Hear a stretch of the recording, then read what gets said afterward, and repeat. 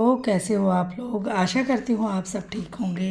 निधि channel में आप सबका स्वागत है। पुरुषोत्तम मास चल रहा है और आज हम पुरुषोत्तम मास के 11वें अध्याय का पाठ करेंगे। नारद जी बोले, हे मुनि, सब मुनियों से भी कठिन ऐसा कौन सा तप उस बाला ने किया, सो हमसे कहिए।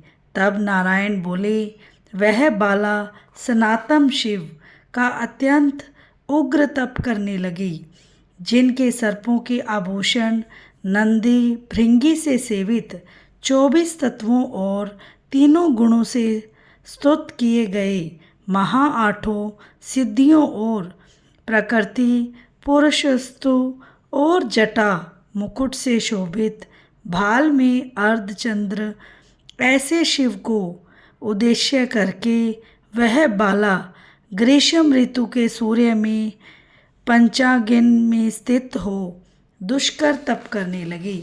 हेमंत तथा शिशिर ऋतु में ठंडे जल में स्थित मुख जल के ऊपर इस तरह दिखाई देता रहा जैसे जल के ऊपर कमल शोभ्यमान होता है। उसका ऐसा उग्र तप सुन इंद्र महाचिंता को प्राप्त हो गया। हे अर्जुन, सब देवताओं को और महर्षियों को सराहने योग्य ऐसे उग्र तप में प्रवृत्त हुई ऋषि कन्या को 9000 वर्ष बीत गए। फिर पार्वती पति शंकर ने उसके तप से प्रसन्न होकर अपना अगोचर रूप दिखाया। उस रूप को देखकर वह कन्या झटपट खड़ी हो गई, मानो उसकी देह में प्राण आ गए। तब से उसका शरीर जो दुर्बल हो गया था, मानो हष्ट-पुष्ट हो गया। उस बाला ने नम्र होकर श्री शंकर जी को प्रणाम किया और विषव वंदित श्री शिव का मानसोपचार से पूजन किया और उनकी स्तुति करने लगी। हे राजन, जब उस मेधावी ऋषि की तपस्विनी पुत्री शंकर जी की स्तुति कर शांत हो गई, तब महाउग्र तप से उसका किया हुआ स्तोत्र सुन प्रसन्न सदाशिव बोले, हे तपस्विनी, तेरा कल्याण हो, मनवांछित वर मांग। महा आनंद में मगन बाला ऐसा सुन प्रसन्न हुए शिवजी से यह वचन बोली, हे दीनानाथ, यदि आप हम पर प्रसन्न हो तो हमें पति दीजिए। ऐसा ही वह 5 बार कहकर शांत हो गई। तब शिवजी मुनि बाला से बोले, कन्या, तूने जो अपने मुख से कहा वैसा ही होगा। तूने 5 बार पति मांगा, सो हे बाला, तेरे 5 पति होंगे।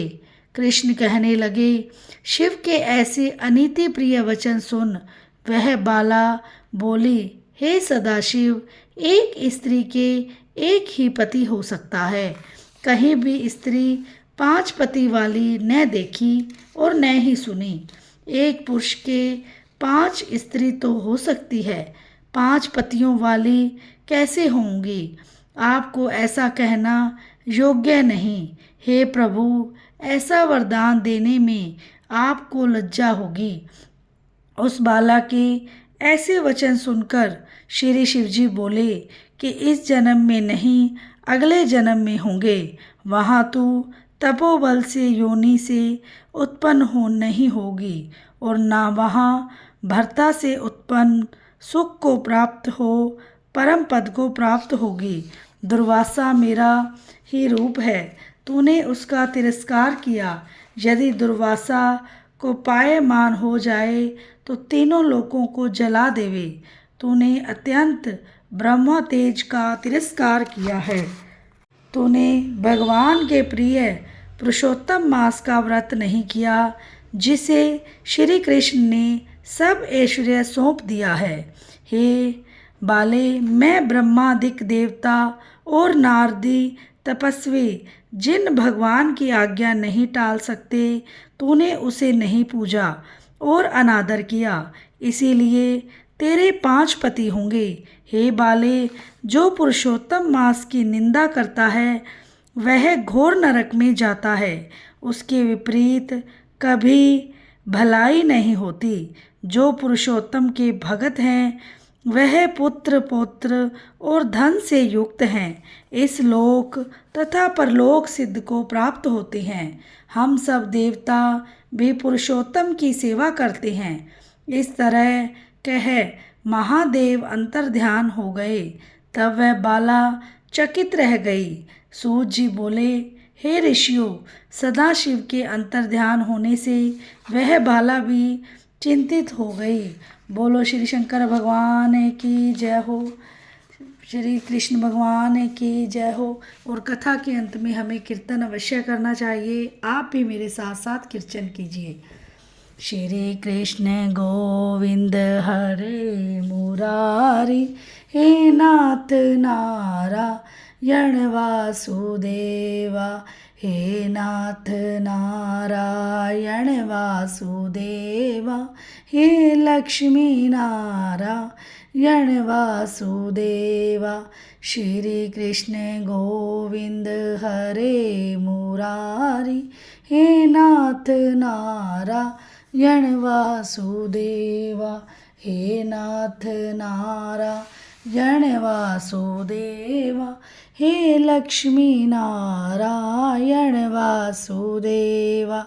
श्री कृष्ण गोविंद हरे मुरारी, हे नाथ नारायण वासुदेवा, हे नाथ नारायण वासुदेवा, हे लक्ष्मी नारायण वासुदेवा। श्री कृष्ण गोविंद हरे मुरारी, हे नाथ नारायण वासुदेवा, हे नाथ नारायण वासुदेवा, हे लक्ष्मी नारायण वासुदेवा। श्री कृष्ण गोविंद हरे मुरारी, हे नाथ नारायण वासुदेवा, हे नाथ नारायण वासुदेवा, हे लक्ष्मी नारायण वासुदेवा। मिलते हैं नेक्स्ट वीडियो में। राधे राधे।